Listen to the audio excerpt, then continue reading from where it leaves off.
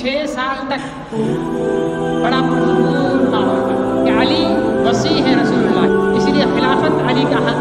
حضرت عثمان رضی اللہ تعالیٰ عنہ مسجد نبوی میں خطبہ ارشاد فرما رہے تھے کہ بلوائیوں نے حملہ کر دیا۔ پھر حضرت عثمان کو ممبر سے نیچے اتارا، زد و کوب کیا، بے ہوش کر دیا۔ جب انتہائی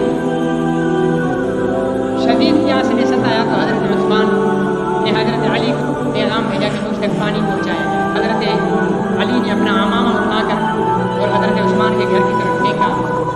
حضرت علی نے اپنے صاحبزادگان حضرت حسن اور حضرت حسین حضرت عثمان رضی اللہ تعالیٰ عنہ کی حفاظت کے لیے آپ کے گھر میں پہرے دار بنائے۔ بھوک اور پیاس پر رہ کر اللہ کے دین کے ساتھ چمٹنا حسین نے بھی عثمان سے سیکھا تھا۔ Assalamu alaikum. You are watching MRMH Official, where the message of Islam reaches the heart with sincerity, truth, and guidance. Welcome. اور حضرت عثمان نے تمام گورنروں کو یہ خط لکھا کہ مسلمانوں نے مجھے خلیفہ مقرر کیا، جس طرح حکومت کا نظم نسق حضرت عثمان کے دور حضرت عمر کے دور میں چل رہا تھا اسی طرح چلتا رہے گا۔ لیکن ایک بات حضرت عثمان نے یہ کی کہ سب سے پہلے تمام سرکاری عمال ملازمین جن کو سرکار کی طرف سے تنخواہ ملتی تھی ان کی تنخواہوں میں اضافہ کر دیا۔ 6 سال تک بڑا پرسکون ماحول تھا۔ حضرت عمر نے 22 لاکھ مربع میل کا علاقہ فتح کیا اور حضرت عثمان نے مزید 22 لاکھ مربع میل کا علاقہ فتح کر کے 44 لاکھ مربع میل پر خلیفہ بنے۔ انطاکیہ سے لے کر کابل تک یہ پورا خطہ حضرت عثمان رضی اللہ تعالیٰ عنہ کی خلافت میں اسلام کے سر نگو ہوا۔ کفر ہر طرف سے مار کھا چکا تھا اور اسلام کے سب سے بدترین دشمن یہود تجربہ کر چکے تھے کہ مسلمانوں کے ساتھ طاقت آزمائی میں کامیابی نہیں ہوگی، ان سے نہیں جیت سکتے آپ۔ چنانچہ انہوں نے ایک پلان بنایا۔ عبداللہ ابن سبا جو کہ یہودی تھا اپنے ساتھیوں کے ساتھ مسلمان ہوا، کلمہ پڑھا، لیکن دل سے نہیں۔ اسلام میں سازش کے ذریعے مسلمانوں میں پھوٹ ڈالنے کے لیے اور بہت نیک اور متقی ذاکر شاکر اور عبادت گزار بندہ بن گیا۔ ایک نعرہ کھڑا کیا کہ علی وسیع ہے رسول اللہ کے، اس لیے خلافت علی کا حق ہے۔ اس نعرے کے ساتھ یہ لوگ اٹھے اور یہ تحریک چلانے لگے۔ چلتے چلتے نوبت یہاں تک آ گئی کہ حضرت عثمان رضی اللہ تعالیٰ عنہ مسجد نبوی میں خطبہ ارشاد فرما رہے تھے کہ بلوائیوں نے حملہ کر دیا، سبائیوں نے جو بظاہر مسلمان اور اندر سے یہودی تھے، حملہ کیا۔ حضرت عثمان کے ہاتھ میں جو عصا تھا وہ عصا توڑ دیا اور وہ عصا حضور نبی کریم صلی اللہ علیہ وسلم کا تھا، جو آپ کی دنیا سے پردہ فرمانے کے بعد حضرت ابوبکر کو ملا، حضرت ابوبکر کے بعد حضرت عمر کو ملا اور پھر حضرت عمر کے بعد حضرت عثمان کو ملا۔ پھر حضرت عثمان کو ممبر سے نیچے اتارا، زد و کوب کیا، بے ہوش کر دیا۔ صحابہ کرام نے کچھ ہمت کر کے آپ کے گھر پہنچایا تو وہاں پر بلوائیوں نے گھر کا گھیراؤ کر کے گھر کی محصور کر دیا حضرت عثمان، اور 40 دن تک حضرت عثمان کے گھر کا محاصرہ رہا۔ اندر کوئی کھانے کی نہ پینے کی چیز جا سکتی ہے۔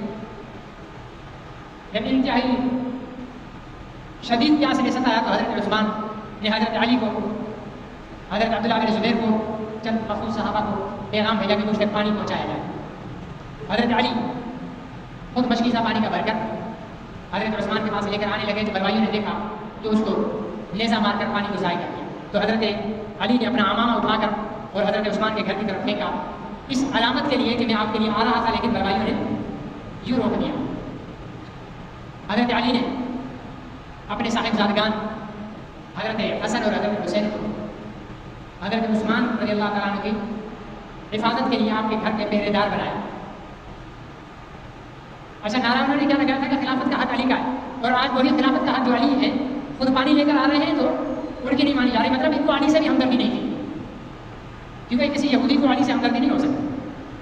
بظاہر وہ مسلمان تھے لیکن تھے وہ یہودی. آخر 18 ذی الحجہ کا دن آیا. اچھا صحابہ کرام اکثر مکہ معظمہ حج کے لیے تشریف لے گئے تھے. مدینہ منورہ میں قلیل تعداد صحابہ کی موجود تھی.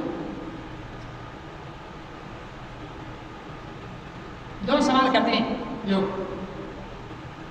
ایک یہ کہ جب بلوائیوں نے کہا کہ آپ خلافت چھوڑ دیں تو حضرت عثمان نے کیوں نہیں چھوڑی؟ دوسرا یہ کہ جب ان کی حکومت تھی حضرت علی اور تمام جلیل القدر صحابہ کرام حضرت عثمان کے پاس آئے کہ امیر المومنین آپ حکم کریں، ہماری فوجیں موجود ہیں، ہم ان بلوائیوں کو کاٹ کے رکھ دیں گے، بتا دیں گے، آپ حکم تو کریں. حضرت عثمان منع کرتے رہے اور حضرت علی کو تو سختی کے ساتھ منع کیا کہ میں تمہارا امیر ہوں اور میرا حکم ہے کہ آپ طاقت استعمال نہیں کریں گے. کیوں ایسا کیا؟ ان کے پاس حکومت تھی، فوج تھی، نہ خلافت چھوڑی نہ بلوائیوں کے خلاف طاقت استعمال کی. اس کا جواب حضرت عثمان نے خود دیا. فرمایا کہ حضور علیہ السلام نے مجھے فرمایا تھا کہ عثمان تجھے قمیص پہنائی جائے گی خلافت کی، اور لوگ اسے اتارنے کی کوشش کریں گے مگر تو نہ اتارنا. لوگ اسے اتارنے کی کوشش کریں گے مگر تو نہ اتارنا، اس لیے میں خلافت نہیں چھوڑوں گا. بلوائیوں کو کچلا کیوں نہیں؟ فرمایا کہ وہ بھی کلمہ پڑھتے ہیں. اپنی ذات کے لیے میں اپنے محبوب کی سرزمین کو مسلمانوں کے خون سے رنگین نہیں کرنا چاہتا. سیدنا امیر معاویہ نے شام سے دمشق سے خط بھیجا کہ آپ یہاں آ جائیں ہم آپ کی حفاظت کریں گے. تو بڑا خوبصورت جواب دیا کہ میں اپنی جان بچانے کے لیے رسول اللہ صلی اللہ علیہ وسلم کے پڑوس کو قربان نہیں کر سکتا، یعنی مدینہ نہیں چھوڑ سکتا. اس دوران ایک دن حضرت عثمان کسی بلند جگہ پر مکان کی دیوار کے پاس کھڑے ہو کر بلوائیوں کو قریب بلایا، کہا ادھر آ جاؤ. فرمانے لگے کہ میں وہ ہوں اور تم بھی جانتے ہو کہ جب مدینہ منورہ میں مسلمانوں کے پاس پینے کے لیے پانی نہیں تھا تو بیر روما میں نے خرید کر مسلمانوں کے لیے وقف کیا تھا. کیا تم مانتے ہو؟ تو سارے کہنے لگے کہ اللہ کی قسم ہم مانتے ہیں، تو وہی ہے. فرمایا کہ تم اس بات کو مانتے ہو کہ مسجد نبوی کے لیے زمین خرید کر میں نے دی تھی؟ کہنے لگے اللہ کی قسم ہاں، اس کو بھی ہم مانتے. کیا تم یہ نہیں جانتے کہ قرآن پاک کو میں نے جمع کر کے لکھوایا؟ واللہ انت، اللہ کی قسم ہاں وہ بھی تم تھے. فرمایا دیکھو 3 وجوہات پر کسی کو قتل کیا جا سکتا ہے. شادی شدہ زانی ہو، میں زانی نہیں ہوں. مرتد ہو، میں مرتد نہیں ہوں. اگر میرے ایمان پر تمہیں شک ہے تو میں کلمہ پڑھ کر تمہیں بتا دیتا ہوں کہ میں مسلمان ہوں. قاتل ہو، میں قاتل بھی نہیں، میں نے تو کسی کو تھپڑ بھی نہیں مارا. پھر تم مجھے کس بنیاد پر قتل کرنا چاہتے ہو؟ بلوائیوں کے پاس سوائے اس کے کوئی جواب نہیں تھا کہ آپ حکومت چھوڑ دیں. اور حضرت عثمان کو حضور علیہ السلام کی وصیت ہے کہ آپ نے حکومت نہیں چھوڑنی. 18 تاریخ کو جب صبح ہوئی تو حضرت بی بی نائلہ حضرت عثمان غنی رضی اللہ تعالیٰ عنہ کی اہلیہ محترمہ اور ریاست مدینہ کی خاتون اول، ان سے فرمایا کہ میں نے خواب دیکھا ہے حضور علیہ السلام، حضرت ابوبکر، حضرت عمر کو دیکھا ہے، اور حضور علیہ السلام فرما رہے ہیں کہ ہم آج افطاری پر جنت میں تمہارا انتظار کر رہے ہیں. اس لیے آج میری شہادت یقینی ہے. حضرت عثمان عموماً یہ دھوتی ہوتی ہے، یہ شلواریں تو ہمیں آج عموماً میرے دور میں دھوتیاں پہنتے تھے، وہاں عرب میں بھی یہی استعمال ہوتے تھے. پنجاب بھی استعمال کرتا ہے، سندھی بھی استعمال کرتے ہیں. تو یہ دھوتی پہنتے تھے. اس دن حضرت عثمان نے شلوار پہنی, پاجامہ پہنا, اس لیے کہ کہیں مجھے مار کر میرے سطر کو نہ کھول دیں یہ بدبخت.